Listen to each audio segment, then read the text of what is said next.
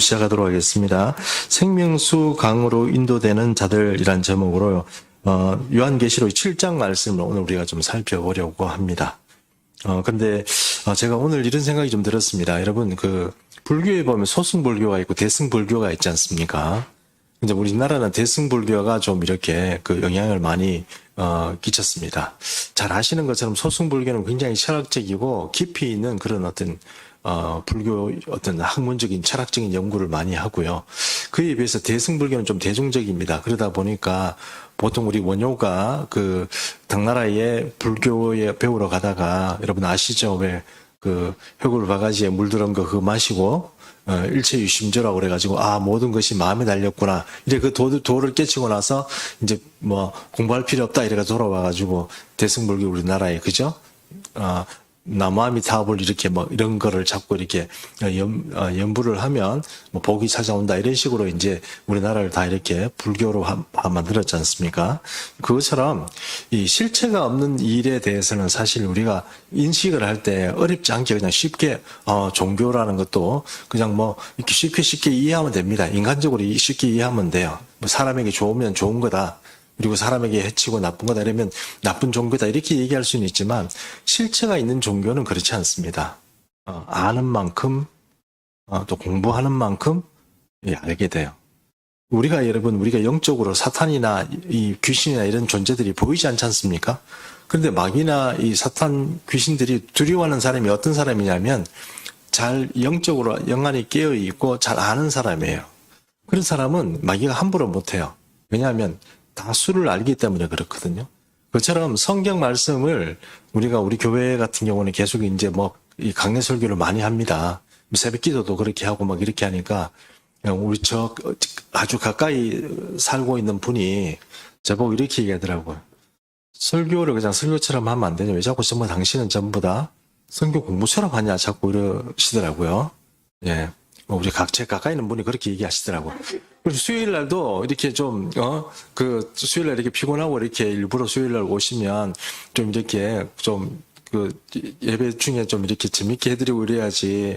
그걸 어떤 데는 40분까지 하고 그러냐, 나도 힘들더라. 옆에 보니까 같이 주무시는 분이 있더라. 이런 얘기도 하시더라고요.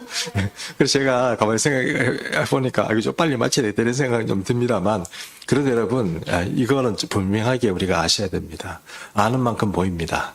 기독교는 실체가 있는 종교이기 때문에 아는 만큼 보입니다. 그게 우리가 일반적으로 생각하는 것처럼 대승불교에서 생각하는 것처럼 예수 믿으면 구원받는다. 요 수준에서만 머물러 버리면 그 놀라운 세계나 깊은 세계가 보이지 않아요. 그리고 어린아이처럼 될 수밖에 없습니다. 우리 신앙은 뭔가 좀 장성하고 이렇게 성장을 해야 되는데 그렇게 하려고 그러면 이 성경도 이렇게 좀 복잡하지만 이렇게 공부를 많이 해야 되고 그렇습니다. 좀 힘드시겠지만 우리 교회 온 이상 할 수 없습니다. 그러니까 혹시 딴 교회 가겠다. 나 성경 공부 너무 많이 했으나 이 교회 못 다니겠다. 이런 분 혹시 안 계시죠? 예, 그런 분이 안 계시죠. 예, 그래서 조금 힘드시겠지만 이렇게 아는 만큼 보인다. 아는 만큼 실력이 쌓인다. 이렇게 생각하시고 여러분 학생들 공부하는데 힘들다고 공부 안 하면 그거 나중에 어떻게 되겠습니까? 똑같죠. 그리스도인도 이 실체가 있는 분들은 실체를 이렇게 믿고 따라가는 분들은 이 아는 만큼 많이 보이니까 열심히 공부해 두는 게 좋습니다. 자, 오늘 생명수 샘으로 인도 받을 자들이라는 제목으로 계시록 7장 말씀 한번 보겠습니다. 자, 이 일 후에 생기는 일입니다. 패러그래프 첫 번째인데요. 이 일 후라는 거 어떤 것입니까? 6장까지 있었던 얘기인데 이 인을 떼는데 몇 개를 뗐습니까? 7개를 떼야 되지만 지금 상태는 몇 개 뗀 상태예요? 6개 뗀 상태입니다. 그렇죠? 예. 제가 참 이렇게 좀 어렵습니다. 공부를 하는 건지 어떻게 잘 모르겠어요.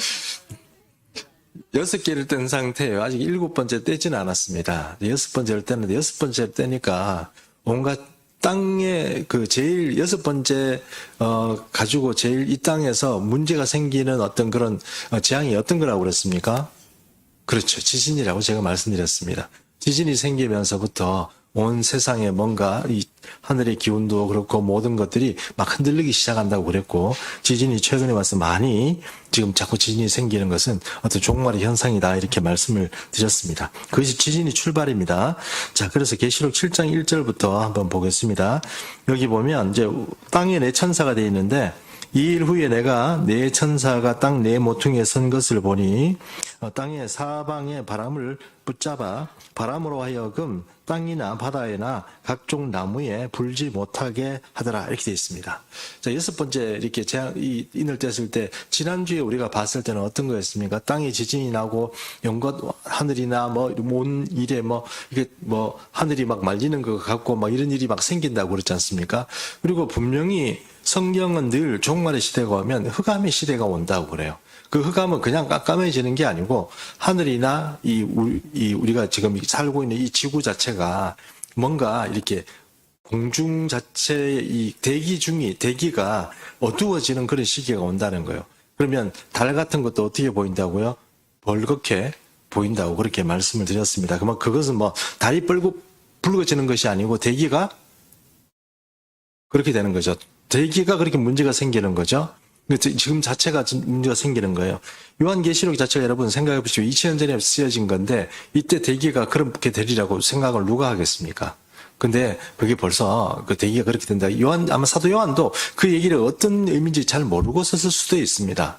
그런데 어쨌든 지금 그 시기가 되어 가고 있고, 실제로 중국이나 이런 데 보면 이 대기가 홍사가 이렇게 많이 불고 공기가 심할 때는 낮에 잘 안 보여요. 잘 안 보입니다. 근데 그게 전 세계적으로 이 확대가 되면 어떻게 될까요? 좀 어려워지겠죠. 제가 지난주에 자기장 말씀드렸죠. 이 자기장에 문제가 생기면 이게 대기, 모든 자연순환 계 이런 것들이 다 어려워집니다. 이제 그런 게, 이게 최근에 와서 그렇게 생기는 문제라는 것을 여러분 잘 아실 겁니다. 어쨌든 지금 종말의 시간이 되면 그런 것들이 이제 계속 생기고 있고, 우리가 어쩌면 종말의 시간을 살아가는 사람들이 아닌가, 이렇게 생각을 해본다는 것입니다. 여기 보니까 네 천사가 나오는데요. 네 천사가 땅에 네 모퉁이에 서 있다고 그랬죠. 지구가 둥글때 네 모퉁이 어디에 서 있겠습니까? 근데 그 당시로 봐서는 땅이 편편하다고 생각했겠죠. 그러니까 나이모퉁이라는 전 땅의 어떤 끄트머리에 있는 그런 어떤 사람들이, 천사들이 서 있을 것이다, 이렇게 말씀을 드렸습니다. 근데 여러분, 제가 또 여러분에게 말씀드렸죠. 하나님께서 처음 땅을 만들 때 지금처럼 5대양 6도주로 이렇게 나누었다고 그랬습니까? 아니면 하나였다고 그랬습니까? 하나였다고 그랬잖아요. 아무도 몰랐어요. 그게 나중에 여러분 멘틀 현상이 생기면서 그들이 멘틀이 위에서 이 땅들이 다 갈라졌다는 거. 처음에 이제 지금도 이렇게 이 갈라진 해안선을 이렇게 붙이면 어떻게 된다고요? 하나로 모인다고요. 그게 하나님 원래 처음에 만들 때 그렇게 만들었어요. 근데 여러분 아는 것처럼 노아 홍수가 생기고 나서 이 땅들이 전부 지진이 원인이라고 그랬지 않습니까? 이 생기면서 막 흔들어지고 비도 내리고 이러다 보니까 그런 어려운 문제가 생겼다는 것입니다. 근데 그때만 해도 땅의 네 천사라고 하면 땅의 대륙의 네 군데에 어떤 천사가 있다는 게 말이 됩니다. 이해하시죠?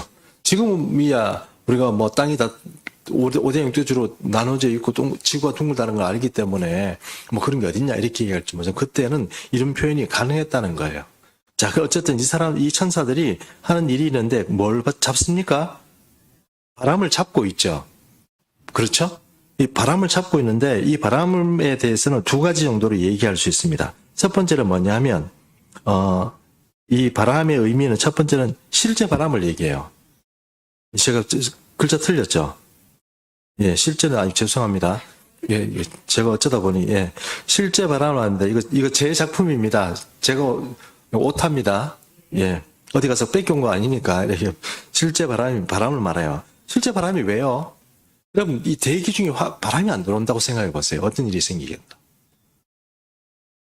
우리 숨을 못 쉬어요. 바다에 있는 배들이 못 움직여요. 이해하시죠?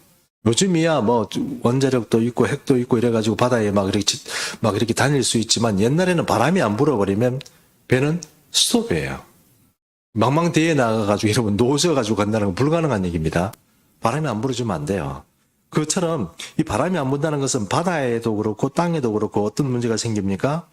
굉장히 어려워집니다. 바람이 안 불면 수종도 안 됩니다. 나무들 말이에요. 수정도 안 되고, 이 나무들이 어디 날아가서 이렇게 심어지지도 않고 아무것도 안 돼요. 바람을 잡고 있다는 게 그런 의미거든요. 실제로 바람을 천사들이 잡았다는 의미도 있을 수 있고, 제 생각에는 또 두 번째 이유가 있다고 생각해요. 여기 보니까 전쟁을 일으키는 천사들이 있다고 그랬지 않습니까? 우리 네 말 뭐 또 있고 여러 가지 천사들이 전쟁을 일으킨다고 그랬지 않습니까? 근데 그 천사들이 있는데 그 천사들의 이야기가 어디에 나와 있냐면 참조 보십시오. 9장 14절에서 15절 말씀 제가 읽어보겠습니다. 나팔 가진 여섯째 천사에게 큰 강 유브라데에 결박한 네 천사를 놓아 주라 하매 네 천사가 놓였으니 그들은 사람 3분의 1을 죽이기로 준비된 자들이더라. 이렇게 되어 있습니다. 사람을 3분의 1을 죽인대요. 천사가 죽인다고 말은 하지만 그것이 뭡니까? 전쟁이 난다는 말이잖아요. 그렇죠?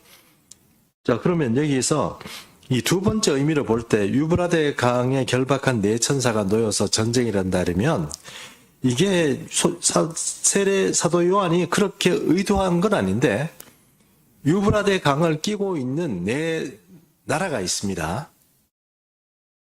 유브라데 강을 끼고 있는 네 나라가 있어요.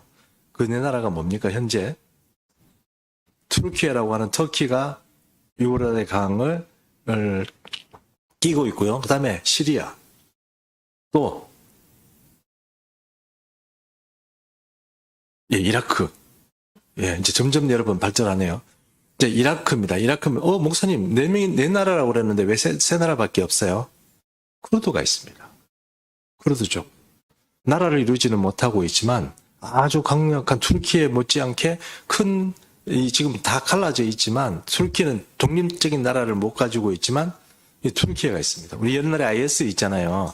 시리아에서 IS가 막 전쟁 일으킬 때 미국이 CIA가 그 쿠르드족에게 자원과 이 자금을 밀어주고 이렇게 하다가 걔들이 변질된 게 IS예요.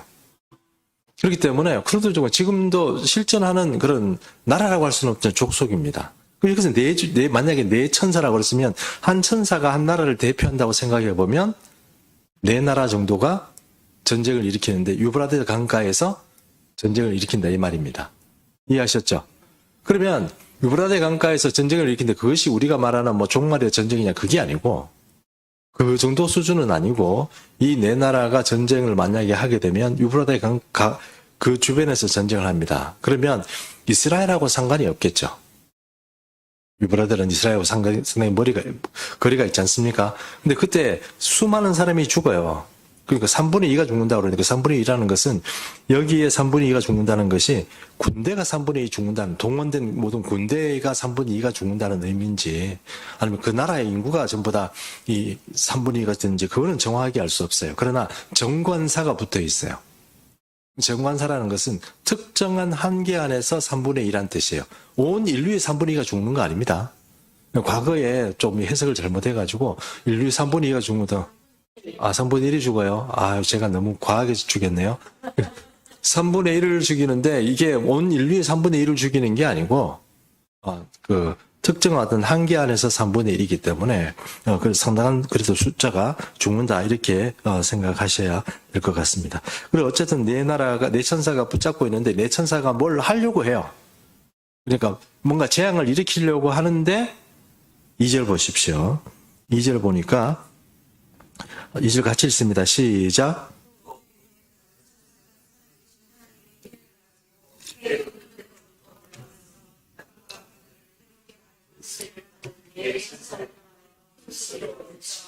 참 걱정입니다. 이게 어떤 걱정이냐면 12년 만에 교회 오신 분이 계신데 이런 강의하면 얼마나 힘드실까 이런 생각이 좀 드는데 여러분 네 죄송합니다. 오늘 이렇게 돼서 여기 보니까 그 네 천사 말고 다른 천사가 하나 올라왔는데 이 천사가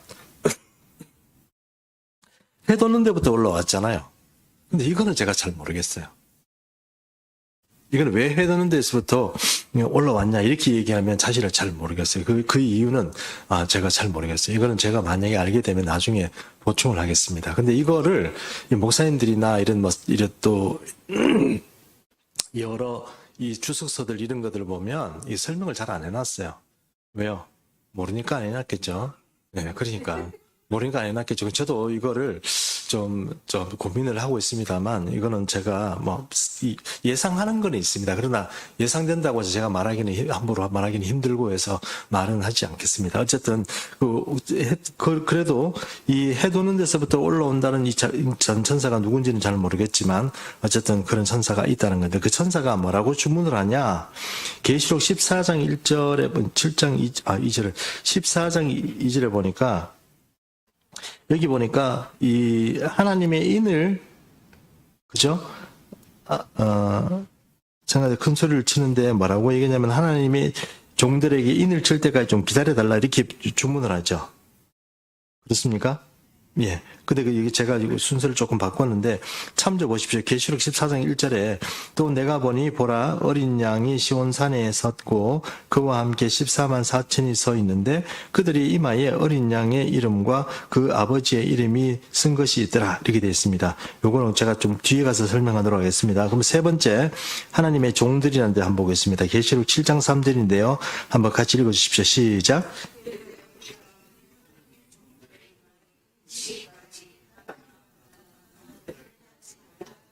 자, 해 도는 데부터 올라온 한 천사가 전 세계 사방의 바람을 잡고 있는 천사들에게 아직 불면 안 돼. 아직 그 바람을 그치면 안 돼. 왜요?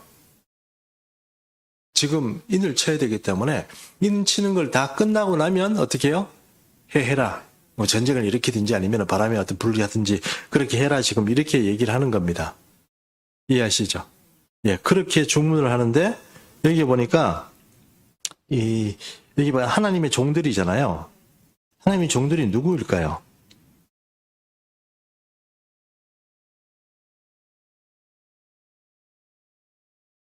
성별. 예, 성별이 뭡니까? 남자, 여자잖아요. 자, 하나님의 종들이 남자일까요? 여자일까요?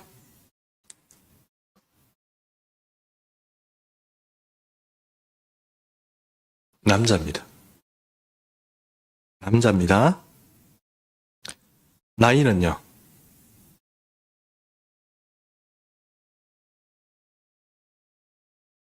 제가 너무 어려운 질문을 했습니까? 그러면 여러분 눈치가 있으신 분은 좀 밑에도 보고 좀 살펴보면 뭐가 좀 나올 것 같은데.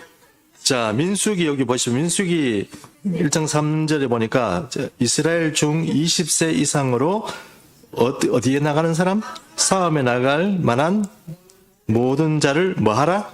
계수하라. 성경에 어떤 사람의 숫자가 나와 있으면 그게 남자 숫자예요? 아니면 여자 숫자예요? 어린아이의 숫자예요? 노인 숫자예요? 남자 숫자입니다. 남자 청년의 숫자예요. 물론 노인의 숫자도 포함이 되어 있습니다. 그 노인은 근데 집에 막 이렇게 들어가 있어야 될 그런 노인들은 숫자에 포함 안 되겠죠? 뭐 싸울 수도 있고 내가 지금 꽃게이라도 들고 싸움에 나가겠습니다. 이런 사람들은 가능하겠죠? 그렇지만 나이는 몇 살부터? 20세 이상으로. 이게 이제 민수기에 나와 있는 거예요. 그러면 레위 지파 사람들이 성전에서 섬길 때 몇 세부터냐면 25세부터예요. 25세에서 55세 뭐 이렇게 돼 있습니다. 60세도 하는 시대에 따라 조금 달라집니다만 60세가 되는 경우도 있고요. 그러면 여러분 우리가 하나님의 종이다 이렇게 얘기를 하면 모든 사람들을 다 어린애 뭐 노인들 다 여자들 다 이렇게 넣은 게 아니고 어떤 사람들이에요? 숫자가 나와 있는 거는 남자고 이 최소한 나이로 봤을 때 20세 이상이고 그런 사람이라는 거예요. 이해하셨죠? 예, 그럼 좋습니다. 그럼 성격은 뭐예요? 그렇죠.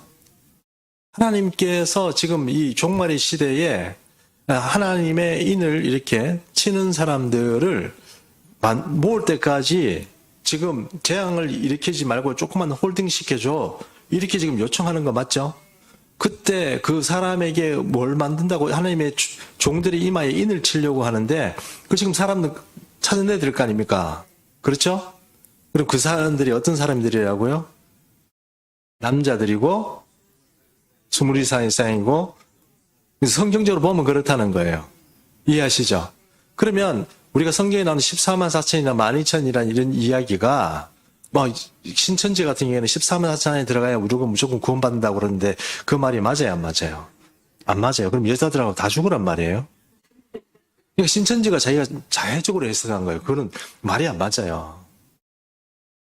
제가 말씀드리잖아요. 14만 4천은 우리 이방인이 아니고 이스라엘 사람입니다. 거기 보면 유대 사람 몇 명, 유다 지파 몇 명, 무슨 지파 몇 명 다 이렇게 얘기해놨는데 그걸 다 무시하고 나는 14만 4천 될 거야 이렇게 얘기하면 제가 분명히 말씀드리죠. 너는 안 돼. 너는 14만 4천 안 돼.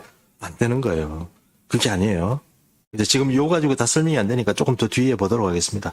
그러면 우리가 렘넌트라고 그러잖아요. 렘넌트 이사야 말씀할 때 제가 한 번씩 강조한 말씀이 이제 남은 자 사상이 있잖아요. 남은 자 얘기할 때 그 렘넌트입니까? 그럼 이 사람들이 14만 4천이 하나님의 종들이라는 사람이 남는 자들입니까? 아니라고요? 제가 답을 적어놨네요. 아니죠. 그럼 왜냐하면 다시 생각해 보세요. 14만 4천이라는 조건이 있잖아요. 제가 봐서 계수를 한다는. 여러분 생각해 보세요. 예수님께서 502억 기적 일으켰을 때 5천 명이 먹었잖아요. 맞죠? 그 5천 명에 뭐가 빠져 있어요? 여자와 아이들 숫자가 빠져 있습니다. 맞죠? 그러면 성경에서 말할 때 숫자가 나오는 것은 주로 어떤 숫자예요? 군대거나 아니면 지금 인구수를 체크할 때도 전체적인 인구수를 체크했어요? 아니면 남자 20세 이상 이렇게만 체크했어요? 그렇죠. 그럼 14만 4천이라는 것이 우리가 생각할 때 모든 믿는 사람을 넣고 여자 넣고 아이 넣고 이런 의미가 아니고 어떻게 해요? 남자 숫자예요. 남자 숫자. 그 남자니까 군대란 조직이라고 생각하면 되고요. 그런데 이 사람들을 지금 숫자를 만들고 하나님께서 준비를 시키고 천사들이 지금 인을 쳐야 되니까 아직은 재앙이 닥치면 안 되는 거예요. 재앙이 지금 홀딩된 상태예요. 이해하시죠? 자, 지금 천사들이 붙잡고 있어요. 그죠? 지금 이렇게 바람이 일으키려 하다가 지금 대기하는 상태입니다. 그런데 지금 뭐 하고 있는 거예요? 그러면 다른 이변에서는 다른 천사가 뭘 하고 있는 거예요? 인치고 있는 거죠. 얼마를 만들기 위해서 14만 4천을 인을 치기 위해서 지금 그 인치고 있는 거예요. 그 신학자들이 이런 얘기를 해요. 어떤 얘기를 하냐면, 야, 당신 생각이 좀 틀렸어. 14만 4천은 이 전체적인 어떤 그런 걸 말하는 거야. 정확하게 14만 4천이라고 얘기하면 안 돼. 이렇게 얘기하잖아요. 저는 그렇게 생각하지 않습니다. 14만 4천은 정확한 숫자예요. 그리고 유다지파에서 12,000명이죠. 그럼 유다지파에서 군인이 됐든 공무원이 됐든 차출한 인은 12,000명이에요. 그래서 각 지파에서 12,000명씩 차출해가지고 맞는 숫자가 뭐예요? 14만 4천이에요. 전체적으로 14만 4천 맞추는 게 아니에요. 유다지파에서 10,000명 끄집어내고, 아셀 지파에서 15,000명 끄집어내고 이런 게 아니고, 각 지파에서 12,000명이라고 분명히 적혀 있잖아요. 근데 왜 그걸 자꾸 그렇게 말해요? 그거 틀린 말이에요. 분명히 14만 4천은 몇 명이에요? 14만 4천 명이에요. 각 지파에서 12,000명입니다. 그렇기 때문에 구원받을 전체 숫자가 14만 4천이라는 말은 틀린 말입니다. 예, 구원은 14만 4천만 받는 게 아니에요. 대신 이 종말의 시간에 이 사람들이 어떤 식으로 쓰일지 모르지만 하나님의 종으로 특별히 쓰임받는 사람이 뭐예요? 14만 4천이에요. 됐죠? 이 사람 남는 사람 아니라고 그랬습니다. 남는 사람이라는 의미는 이런 거예요. 이사야나 성경의 여러 가지 어떤 남는 자의 사상은 어떤 거냐면 사람들이 배신하고 하나님을 저버리고 그런 사람들이 있음에도 불구하고 전체가 그렇게 감에도 불구하고 소수에 남아서 하나님에 대한 순수한 신앙을 지키는 사람을 뭐라고요? 얘기한다고요? 남는 자라고 한다고요. 이 종말의 시간도 남는 자가 있겠죠? 예, 남는 자가 있습니다. 그러면 24만 4천은 남는 자냐? 제가 다시 말씀드리지만 아닙니다. 그러면 제가 왜 아니라고 그랬죠? 왜 14만 4천 명만 남은 자가 아니고 더 있다고 그랬습니까? 제가 말씀드렸잖아요. 어린아이나 이런 분들은 다 죽으란 말입니까? 그렇죠. 여자도 살려야 되고 어린아이도 살려야 되지 않겠습니까? 그래서 14만 4천만 올라가고 다른 사람 안 된다고 그렇게 얘기하는 건 틀린 거예요. 그런데 남는 자와 14만 4천은 다른 개념입니다. 예.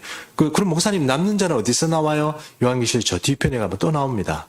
그때 대해서 설명을 좀 드리도록 하겠습니다. 자, 보십시오. 그럼 이제 여기 다 설명 다 됐죠? 자, 그러면 다시 올라갑니다. 어디 올라가냐면 참조의 위에 2번의 참조에 올라가십시오. 14장 1절 같이 읽습니다. 시작. 또 내가 보니 보라 어린 양이 시온산에 섰고 그와 함께 14만 4천이 있었다. 그들의 이마에는 어린 양의 이름과 그 아버지의 이름이 쓴 것이 있더라. 됐죠? 예, 그럼 좋습니다. 자, 주목해 보십시오. 유대인들은 예수를 잘 안 믿죠?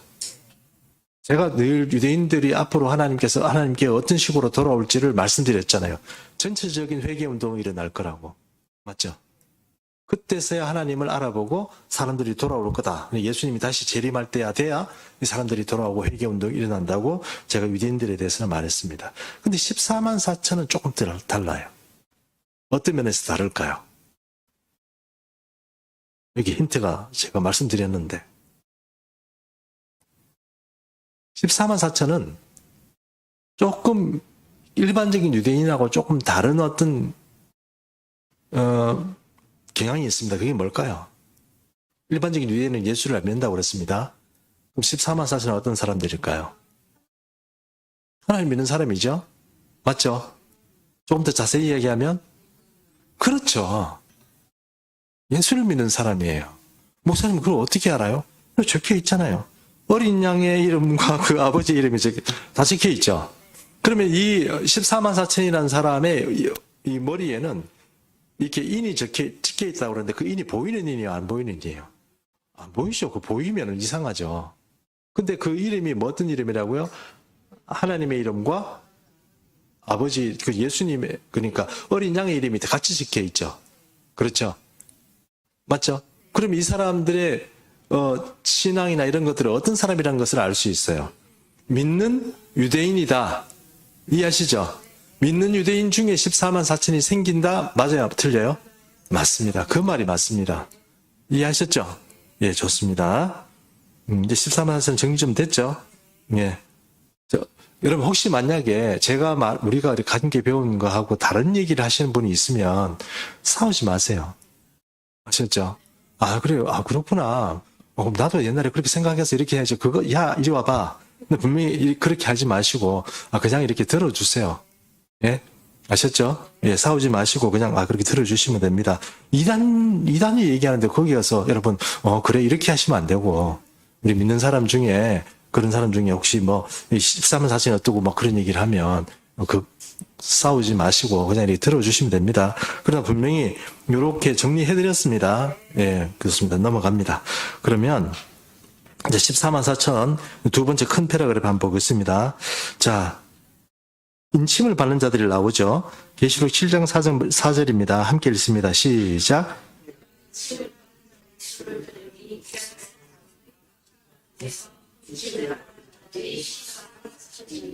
자, 지금 제가 했던 얘기를 다시 반복합니다. 근데 14만 4천은 이방인일 수 있습니까? 아닙니다. 분명히 아닙니다. 그게 아닙니다. 그러면 14만 4천은 그리스도인입니까? 그리스도인입니다. 아셨죠? 제가 말씀드렸잖아요. 어린 양의 이름과 아버지의 하나님의 이름이 다 같이 적혀 있다고. 그러니까 그리스도인입니다. 예수 믿는 사람인데 유대인입니다. 이 사람에게 각 족속 피가 유대 지파, 갓 지파, 아셀 지파 12족속에서 나오는 그 사람들이 한다는 것입니다. 자, 그런데 이 에베소서 1장 13절에 이런 말씀이 있습니다. 그 안에서 너희도 그 중간에 말은 다 빼고요.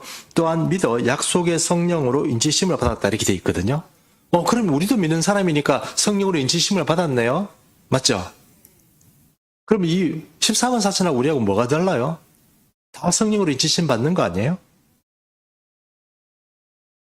왜 달라요?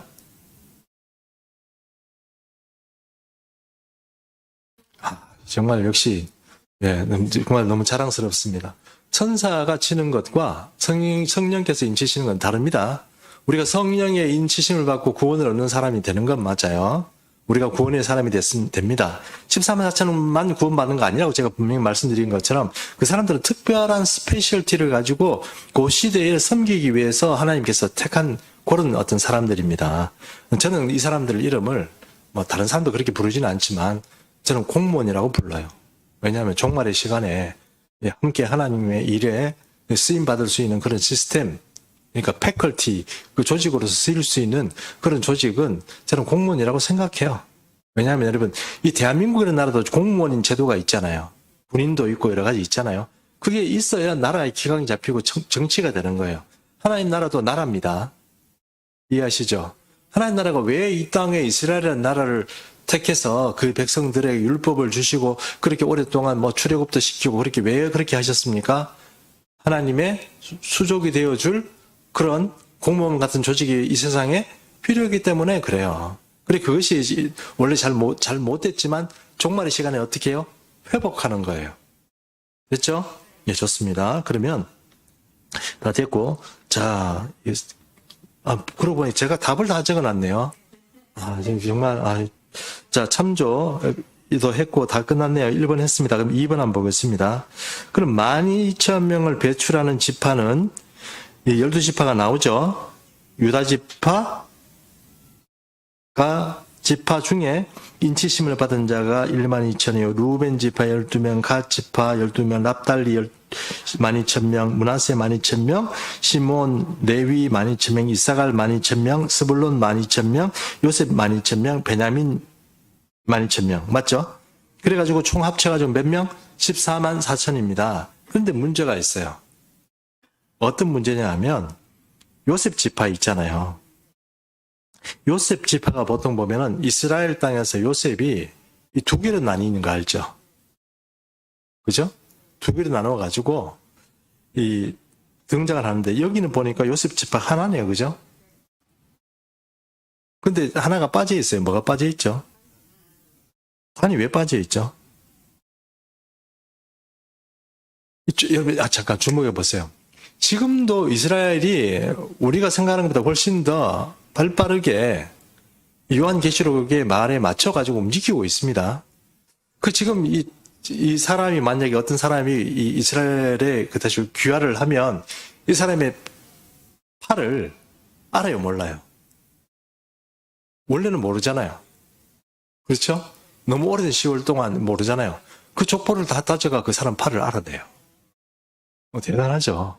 우리는 지금 뭐 당장 할아버지 다 잊어버리는데 이 사람 대단해요. 다 해가지고 이렇게 파 같은 걸 다 이렇게 다 분류를 해요. 근데 이제 이 파를 분류를 하는데 문제는 이스라엘 역사에서 사라진 파가 있어요. 단은 이게 근거가 없어요. 어디 가버렸는지 없어요. 그리고 종말의 시간에 하나님께서 이 모든 지파를 다 밝혀내서 12,000명씩 다 공무원으로 세우는, 혹시 공무원 아니면 군인으로 세우면 군을 세우는 그런 어떤 이 시스템을 이렇게 구축을 하는데 거기에 뭐가 없어요? 단 지파가 없어요. 단은 버린 자식이에요. 왜 없을까요? 이건 참 우리가 해석을 못해요. 저는 이럴 것이다 하는 것을 예상하는 건 있어요. 근데 그거는 말씀을 못 드리겠어요. 먼 게 아니고 제가 그 말을 못 드린 이유는 비밀한 게 아니고 이 말을 잘못 말씀드리면 여러분 오해할 수 있을 것 같아서 제가 말씀을 안 드리는 거예요. 단 지파는 이 역사에 어디에 살아 있을까요? 없어질까요?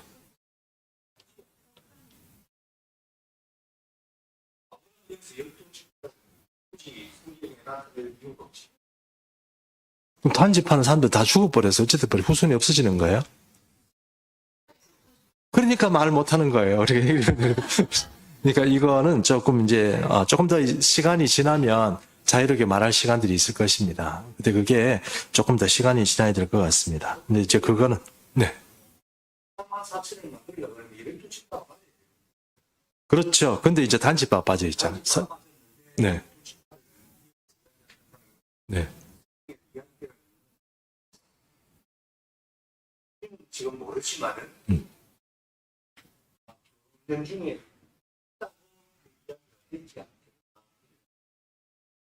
네, 추측입니다. 예. 지금 왜 이런 얘기를 하냐면, 이스라엘 땅에 있는 12지파를 얘기할 때, 역사적으로 어떤 경우에는 요셉 지파를 둘로 나누는 경우도 있고요. 이걸 하나로 합치는 경우도 있고, 여러 가지가 있습니다. 하나로 합치면은 단 지파가 나라에 살아야 되는데, 갑자기 여기에 보면, 조금 다르게 지금 나와 있거든요. 근데 에브라임이 그 요셉 지파에 들어가 있죠. 예, 그렇게 되어 있습니다. 그런 거 생각해 보면 이게 왜 이 특별히 마지막 시간에만, 마지막 종말에 12지파에만 단이 없는지는 잘 몰라요. 근데 한 가지 뭐 이렇게 꼭 얘기를 한다 그러면 우리나라 사람들은 이렇게 말하는 사람도 있어요. 우리 당군 할아버지 있잖아요. 당군 할아버지가 단지파 할아버지다. 뭐 이렇게 얘기하는 분들도 있어요. 그렇게 얘기하는 분도 있습니다. 그거 우리가 얘기한 게 아니고요. 이스라엘 국방장관이 우리나라에 와서 얘기했어요. 왜 그런 얘기냐면 단지파가 역사적으로 사라져버렸대요. 근데 유대인들은 한 번도 단지파가 사라진 적이 없는데 단지파가 사라져. 여러분 아시는 것처럼 단지파의 흔적이 어디에 나와 있냐면 사사기에 나와 있어요. 사사기에 있는데 이 단지파가 지금 시리아 쪽에 있는데 그쪽에 살고 있다가 어디 쫓겨나면서 어디로 간지 그 뒤에 그 행적이 조금 묘연해요. 어쨌든 단지파 그렇습니다. 우리나라라는 얘기 한 거 아닙니다. 네, 그런 얘기 한 게 아니고. 근데 이게 참 우리가 이 학자들이 계속 지금도 얘기를 해요. 왜 단지파가 뭔지. 단지파가 여러분 에브라임이나 그런 어떤 다른 지파보다 훨씬 더 분명히 있어야 될 지파입니다. 근데 그게 빠진 거는 뭔가 이게 좀 특별한 의미가 있지 않겠나 하는 것입니다. 자, 그 다음에 여기에 더 중요한 게 또 하나 있다고 그랬죠. 14만 4천의 자격에 하나를 추가한다면 계시록 14장 3절을 읽습니다. 같이 읽습니다. 시작.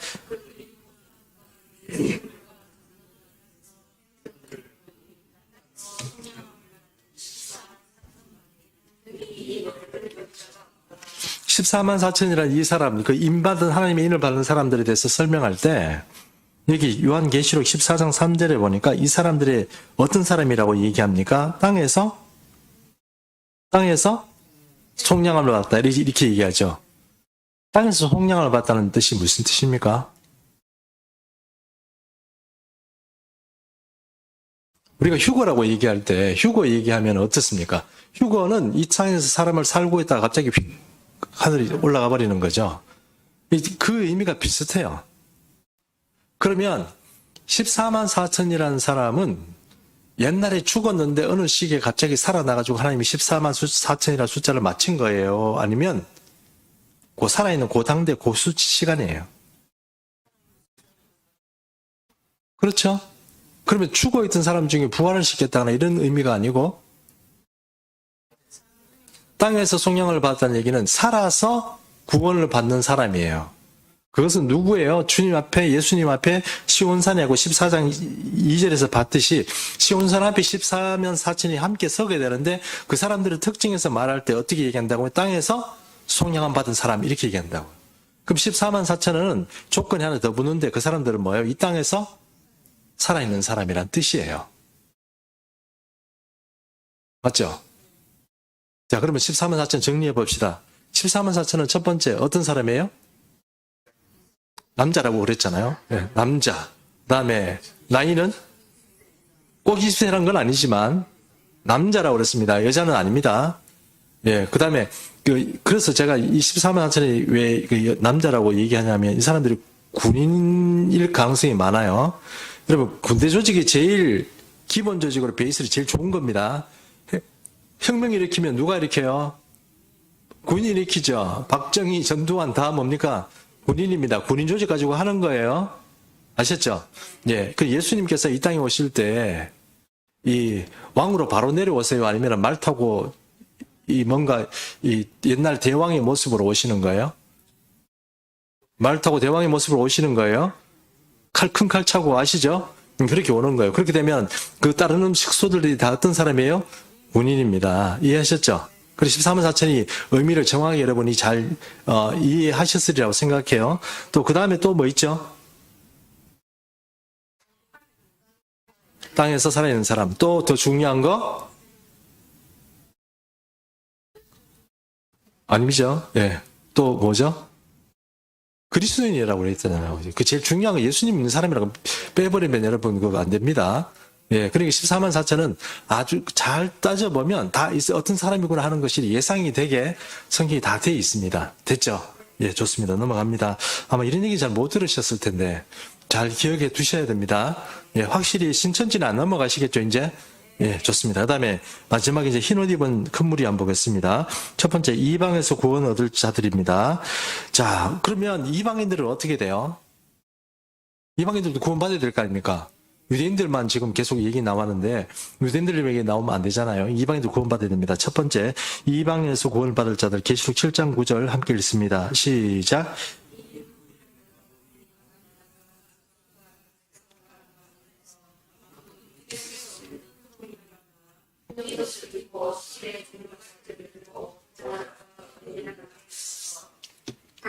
자, 7장 9절에 보니까 이 흰옷 입은 무리들이 엄청 많이 지금 나타났죠? 이 사람들은 보십시오. 옛날에 그 밑에 보면 이 사람들은 이미 죽은 사람들을 포함하나 제가 질문을 그렇게 적어놨죠. 이미 죽은 사람들이 다 포함된 숫자예요? 아니면 지금 살아있는 이방인 숫자예요?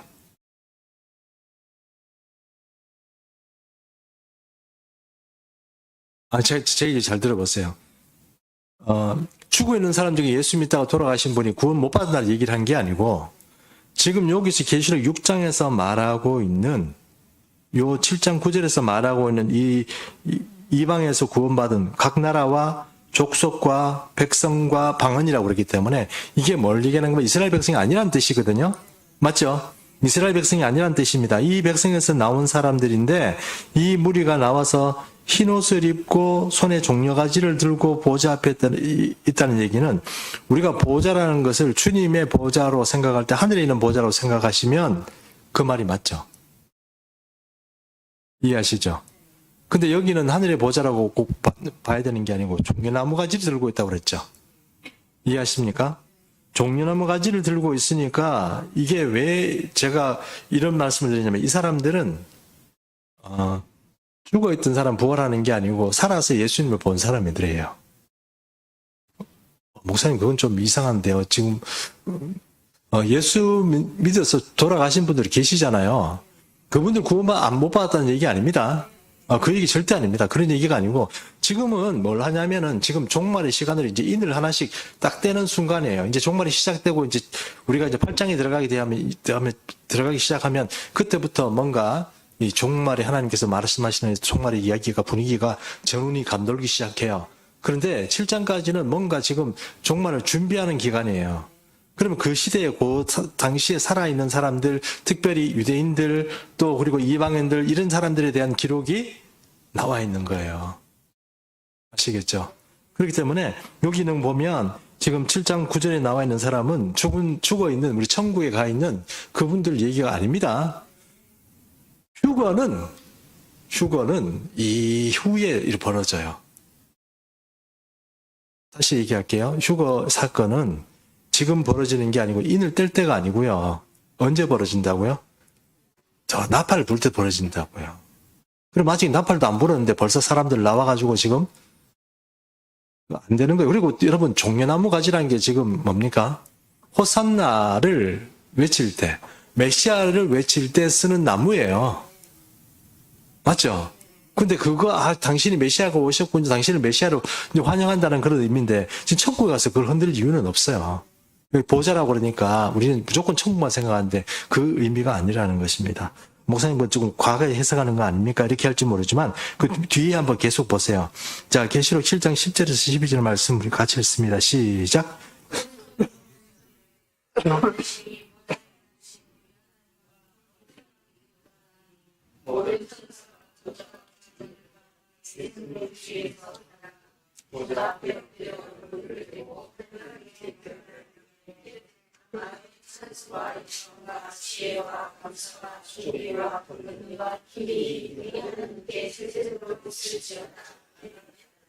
네, 여기 이렇게 나와 있고, 여기 보니까 흰 옷을 입은 이방인들을 예상할 수 없었다 이렇게 되는데 그 얘기는 무슨 얘기냐면, 사도 요한이 이 글을 쓸 때만 해도, 유대인들이 대부분 구원받는 사람이에요. 그리고 헬라파 유대인이라고 해서, 그래서 적어도 하나님을 알고 예수님 믿는 사람 중에 우리가 흔히 완전히 이방이다 이렇게 얘기하는 사람 숫자가 별로 없었다고. 근데 그때만 해도 인원이 예수 믿는 사람에는 인원이 얼마 안 됐어요. 만 몇천 명 이렇게밖에 안 됐거든요. 유대인들도 마찬가지고 이방인들이라고 할지라도 그 정도밖에 안 됐단 말입니다. 근데 14만 4천이면 엄청 큰 숫자죠. 유대인들 중에도 그렇게 예상을 못했을 거고 특별히 이방인들 중에 이렇게 큰 무리가 나온다고 사도 요한은 예상을 못했을 거예요. 근데 그것은 진짜 하나님께서 보여주셨기 때문에 사도 요한이 본 거예요. 그래서 흰 옷 입은 이방인들이 그렇게 많을 수를 예상할 수 없었다. 이 얘기는 왜 적어놨냐면 사도 요한이 저희가 예상할 수 없고 놀랬다. 이 사람이 누군지 모른다는 거예요. 몰랐다는 거예요.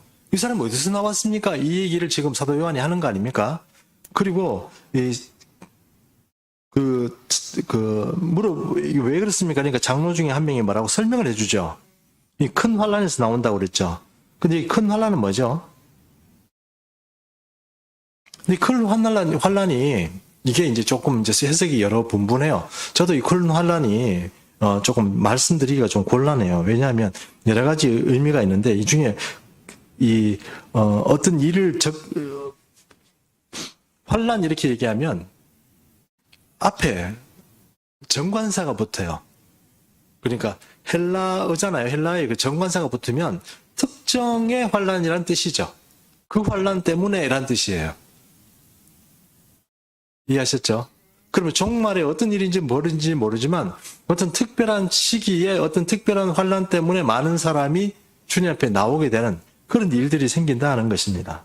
그게 어떻게 뭐 다 죽는 건지 어떻게 되는지 그건 모르겠지만 제 생각에는 죽는 것이 아니고 많은 사람들이 이스라엘 땅에 하나님을 찾아오는 게 아닌가 저는 그렇게 예상을 그렇게 합니다. 자, 어쨌든 그렇게 해서 큰 환란 때인데 마지막 때가 되는데 어떤 특별한 사건을 말하는 것이고 진행형이라고 그랬습니다. 여기 뭐 진행형이라고 하면 문법적으로 보면 진행형이라고 그랬으니까 지금 사도 요한이 보니까 이 사람들이 계속 어떻게 해요? 나온다는 거예요.